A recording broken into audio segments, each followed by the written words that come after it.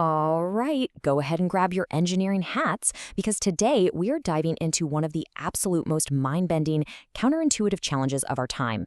In this explainer, we're going to break down exactly how we can build a symbiotic closed-loop economy on the moon. We're talking about how a lunar data center's waste heat can literally, and I mean literally, become the lifeblood of a biological human habitat. So let's start with a massive hurdle. How exactly do you cool a multi-megawatt AI data center in the complete vacuum? Now, I know when we think of the moon, our minds immediately jump to the freezing, desolate void of space, right?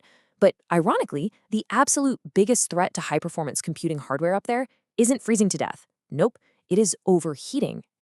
Section 1. The Lunar Thermodynamic Prison. Here is the core bottleneck. And it's a big one. It's what we call the thermodynamic prison. A vacuum environment completely lacks ambient air. Think about it. Down here on Earth, we rely heavily on air and water to carry heat away from our electronics. That's conductive and convective heat transfer in action. But on the moon, zero air. So unless your infrastructure is physically buried deep in the lunar soil, conductive heat transfer is practically non-existent. The heat simply has nowhere easy to go. Let's compare the two. When your PC gets hot on Earth, a fan just blows ambient air over a heatsink. Simple convective cooling. But in the vacuum of space, you are strictly limited to radiative cooling. You have to expel all that thermal energy as glowing electromagnetic radiation into the cold of deep space, a process governed entirely by the Stefan-Boltzmann law. To put that in plain English, instead of letting air soak up the heat, you have to literally shine the heat away into the dark. And let me tell you, that is an incredibly slow, painfully inefficient way to cool high-power machines compared to what we're used to down here. Section 2. Heat transfer in vacuum. I really want the scale of this to sink in for a second. On Earth, hyperscale data centers are essentially massive thermal engines. They can gulp down up to 5 million gallons of water every single day just for evaporative cooling. On the moon, that luxury is exactly zero. Just to give you a sense of space-based cooling, the International Space Station requires 14 massive, active radiator panels just to expel a mere 70 kilowatts of waste heat. In a modern AI data center, we're talking megawatts here, folks. It's a completely different scale. If you actually tried to scale the ISS's cooling system for a full AI data center on the lunar surface, you would need square kilometers of incredibly delicate radiator panels. And that brings us to a frankly terrifying number, 15,000 miles per hour. That is the speed of the orbital debris and micrometeorites that regularly bombard the lunar surface. Building square kilometers of fragile, exposed cooling glass under a non-stop shower of hypervelocity bullets, yeah, that's just a recipe for instant catastrophic failure. No way around it. Section 3. The Data Center to Look On. So to solve this dilemma, cislunar operators like Lonstar Data Holdings are abandoning the lunar surface entirely. Instead, they're targeting cavernous subterranean lava tubes. And we can actually look at some brilliant Earth-based analogs for how this works.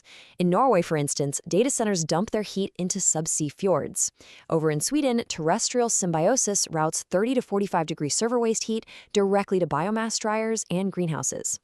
For our cislunar symbiosis model, we are taking that exact same logic to the moon using what's called a data center coupled heat pump, or DCHP. We aren't fighting the heat anymore, we are capturing it. Section 4. The Symbiotic Closed Loop.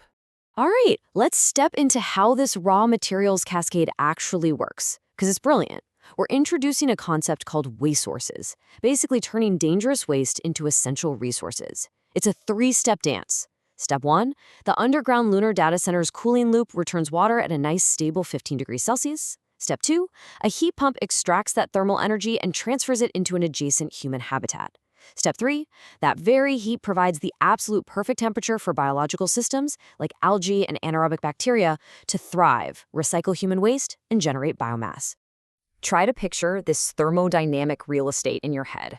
We are deep inside a naturally shielded lunar lava tube. That rock structure is protecting both the hypersensitive computer hardware and the human crew from the harsh, radiation-swept surface above. The data center is chilling its servers, and by doing so, it is actively heating a cylindrical residential module. It's pure synergy. The machines and the humans are literally keeping each other alive in a perfect closed loop.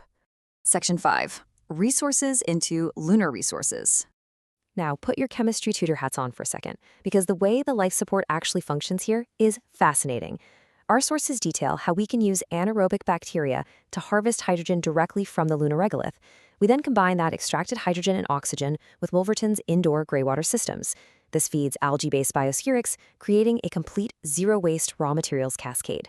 Think about that. You have a massive AI computer crunching data, and its waste heat is powering a biological flywheel that purifies water and grows food. It's just wild. And all of this leads us to what's called the Great Middoors. Contrast the sterile, cold glow of typical tech hardware with a beautifully landscaped, sunlit central atrium inside a lunar city. By managing the heat from our data centers properly, we aren't just barely surviving in a cramped tin can, we are creating a thriving, Earth-like mini-season inside a lava tube. The temperature naturally fluctuates, the plants absolutely thrive, and the air is naturally scrubbed by the very same farms that feed the inhabitants. Section 6. Cislunar Thermodynamic Real Estate. And the math completely backs this up. This symbiosis works perfectly.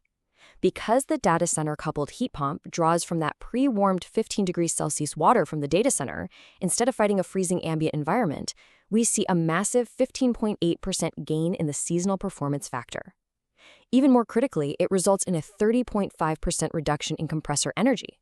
And let me tell you, during the brutal lunar night, which lasts 14 Earth days and drops to a bone-chilling minus 250 degrees Fahrenheit, saving that much electrical power is literally the difference between life and death. Ultimately, the thermodynamic real estate loop is really the most viable path to large-scale lunar settlement because it solves multiple impossible problems all at once. It entirely eliminates the need for massive, super vulnerable external radiators. It stabilizes the habitat temperatures through that freezing 14-day lunar night. It drastically reduces peak electrical grid loads. And, maybe most importantly, it creates a fully self-sustaining utility loop where data, heat, water, and agriculture are perfectly balanced. So I want to leave you with a final, provocative thought to chew on. Under international law, the Outer Space Treaty prevents nations from outright claiming the moon. But under the de facto flags and pockets model, whoever physically occupies and operates these highly strategic, naturally insulated lava tubes essentially controls that territory. If the key to survival is thermodynamic real estate, who will ultimately control the geopolitical future of cislunar's sovereignty through the physical custody of these critical thermal assets? It is a truly fascinating question to ponder as we watch this brand new space race unfold. Thank you so much for joining me for this explainer, and I hope this gave you a really clear window into the incredible engineering of our lunar future.